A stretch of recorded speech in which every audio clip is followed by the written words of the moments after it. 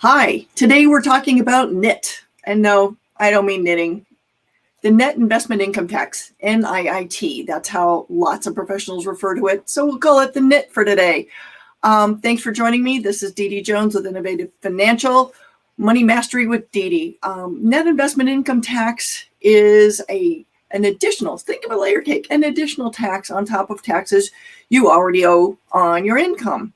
It's like, oh my gosh, how do I figure out if I actually owe this? So we're going to talk about some characteristics of the net investment income tax so you can understand what it is and whether or not it's going to affect you. An important part of understanding whether or not it affects you is if you're going to owe it, you need to make sure that you're withholding enough or making estimated tax payments so that you don't get hit with an underpayment penalty. That's the whole purpose of us talking about this today. Without further ado, let's talk about the net investment income tax. Net investment income tax is only accrued on income from investments. Kind of self-explanatory, but that doesn't really tell the whole story. So it relates to the net investment income of certain individuals and estates and trusts, not everybody. And it's one of these, hold on to your chairs, it's the lesser of your net investment income or the amount by which your modified adjusted gross income surpasses the thresholds that the IRS imposes. Now, we're going to come to that in a minute. The net investment income tax is set at 3.8%, and that was what was in effect for 2018 and 19. Up in the air. This came into being with the Affordable Care Act, which is currently under review at the Supreme Court level. So this could change, but if it doesn't, this is a tax you may be subject to. It seems weird to talk about, but I don't want people to get hit with underpayment penalties. So let's talk about the income that is subject to this type of tax. Typically, only U.S. taxpayers are subject to this, and there are certain thresholds that you need to hit before you even have to think about it. So your adjusted gross income, if you're single, if it's below $200,000, you're good. You can turn this off now and go about your business. If you're married filing jointly, that threshold is $250,000. Doesn't feel very fair. It's one of those places in the tax code where they didn't really take into account that two people married should be twice single, but that's topic for another day. Married filing separately, the threshold's $125,000. Head of household with a qualifying child, with a qualifying person is $200,000. Qualifying widow or widower with a dependent child is $250,000. So those thresholds are your first cut. If you fall below that amount, then you don't need to worry about this tax for now. There are certain entities that are not subject to this. Grantor trusts and trusts that are exempt from income taxes. If you have like a revocable trust, there's not tax happening at that trust level, so that the trust doesn't have to worry about it.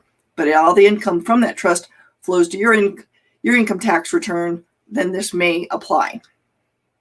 So now let's talk about the kind of income that is included under the net investment income tax, the NIIT.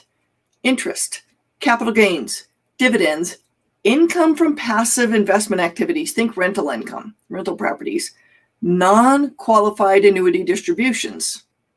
So if your annuity was in an IRA, that's not a problem. But if you had an annuity that is a non-qualified account, that's part of the NIIT, and rental and royalty income. Now, the things that aren't included, a little more expansive: wages, unemployment, self-employment, Social Security benefits, distributions from some qualified retirement alimony, depending on the year you were divorced, tax-exempt interest. These are all things that we're not going to include in the calculation. So how do we handle this? So say you're somebody, we're going to give an example of a married couple. Married couple has their AGI threshold limit is $250,000, but together their income totals $265,000, and it's broken out between $220,000 of non-NIIT and $45,000 of NIIT income, right? So that means they exceed the threshold by $15,000. The tax is only assessed on that amount that they exceed the threshold, the $15,000, meaning that the whole tax, additional tax, NIIT tax for them is $570. Probably not going to sink their boat, thank goodness. Alternatively, if the NIIT was only $10,000 and the rest of their adjusted gross income of that 265, so 265 is regular stuff that we think of, and 10,000 was the NIIT type income, they would only have $380 worth of tax, the 3.8% on that net investment income. So it's the lesser of how much you exceed that threshold or the actual NIIT amount itself. So it sounds harder than it actually is. So if you've got a tax return and you're filling it out yourself, this is going to be Form 8960. Chances are you're going to either work with an accountant. Probably if you've got this kind of income, you're probably working with the tax preparer, and that's great. They'll care about which form it is, but just know it's there. If you're doing it yourself, TurboTax, something like that, look for Form 8960. If it's a trust, they need to look to the Form 1041 to get that reported. So as I mentioned before, the key thing about NIIT is understanding whether or not you're going to be subject to it. And if you are, making sure you're making adequate advance payments so that you don't get hit with an underpayment penalty. So this can be a back of the envelope calculation. If you feel like you might be subject to that, you can send in an estimated payment. You can talk to your HR department and have a bit more withheld each paycheck so that you don't get hit with that big bill come tax time. So that's the story around the NIIT. Remember, it's not the knitting, it's the net investment income tax. And it might apply to you if you have income from investments and your income exceeds certain thresholds that the IRS has set. If you've got questions about this or anything financially related, we're here to help you. This is Dee Dee Jones with Innovative Financial. Thanks for joining us today. Take care.